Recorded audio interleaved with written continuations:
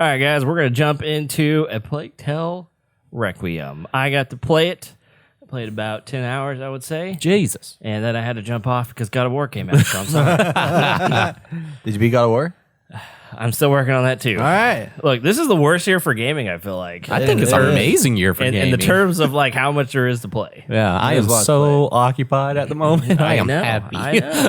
Yeah, when you finished God of War, I was like, what are you going to play now? Evil West. It was good timing. Good timing. Yeah, good timing. Perfect timing.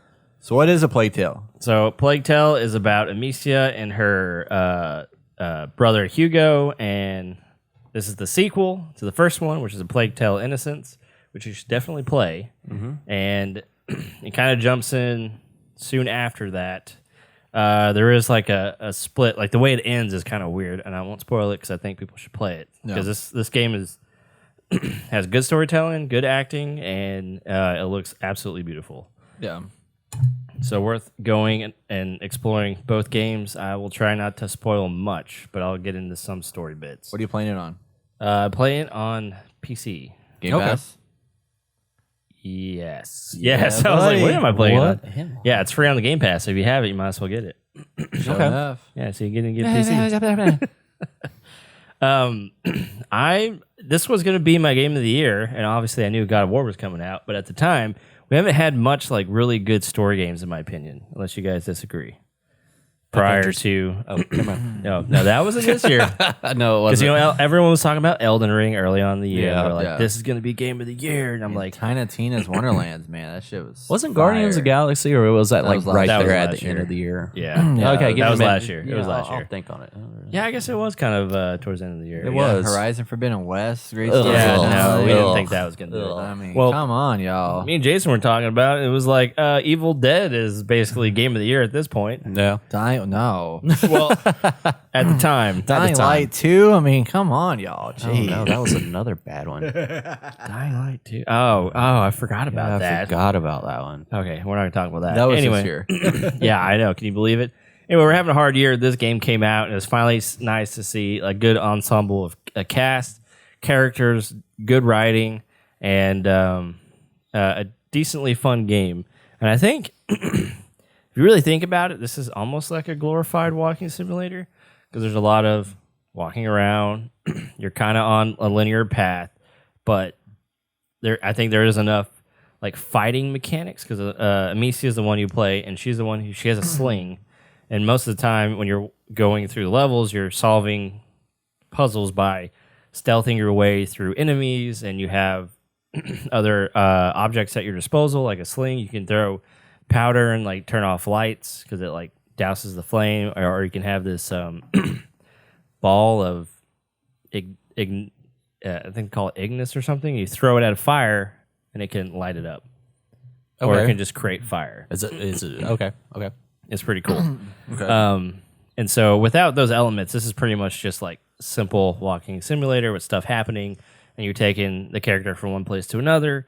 But I think the way I felt like the first game was kind of simplified in that manner, even though, I mean, there was enough there to actually be interesting and fun. But it allows for the story to actually shine. And I feel like there is a good story here, although it is kind of weird because the story is about Hugo, her brother, has this power that he can control rats. So at the end, so spoilers for the end of the game, he is able to actually control rats.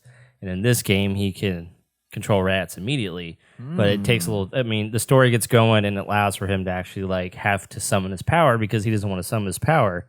And I can't remember I think the more he uses it, the more it actually starts to kill him. Does it hurt him? Yeah. It's like, think that's what this was about.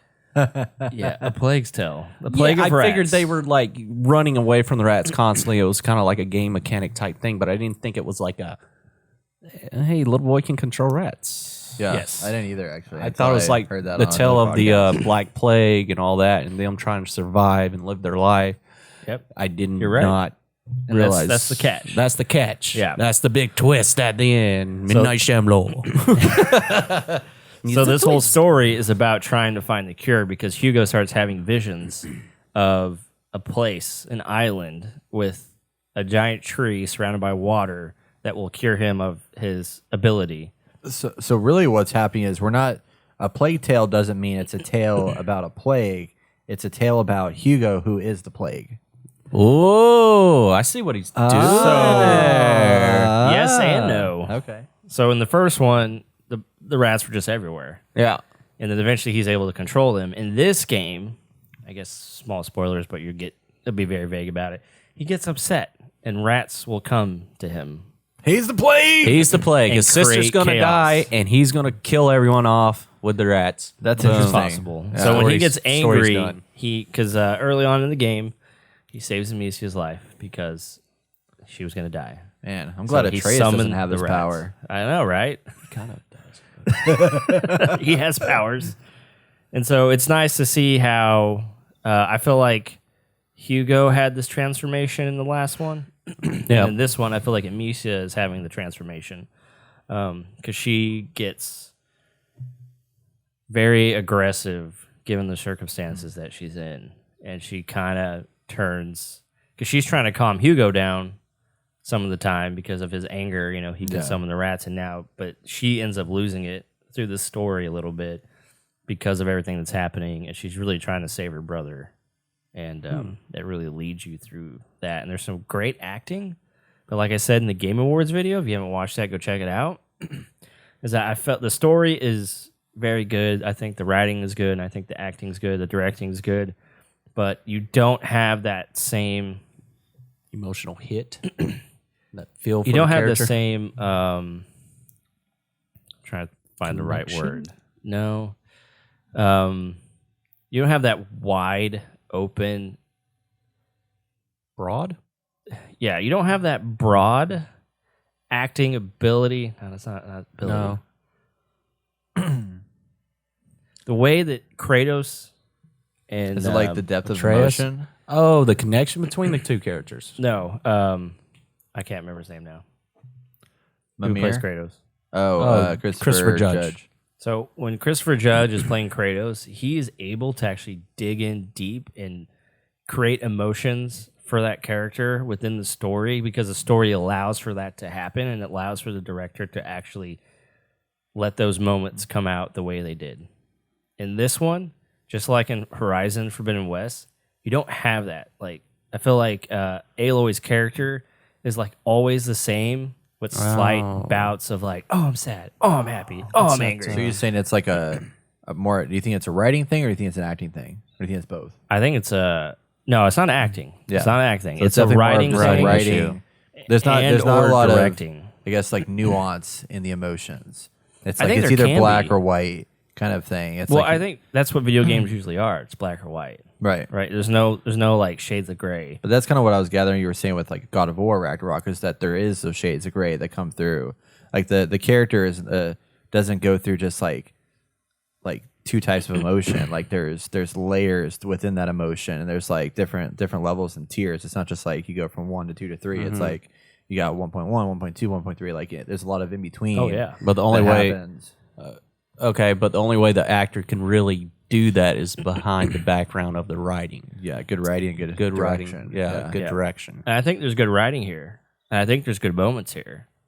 But because it's a video game, I don't think they go far enough to really bring it. While in God of War or Ragnarok, they allow for everybody there to go as far as they can to really just let loose. And that goes for like good directors. I'm not saying that everyone a part of this wasn't good. Like the director Well, it could wasn't be a good. budget thing too. You know, Oh, it's yeah. like budget and That's time true, kind of that's deal.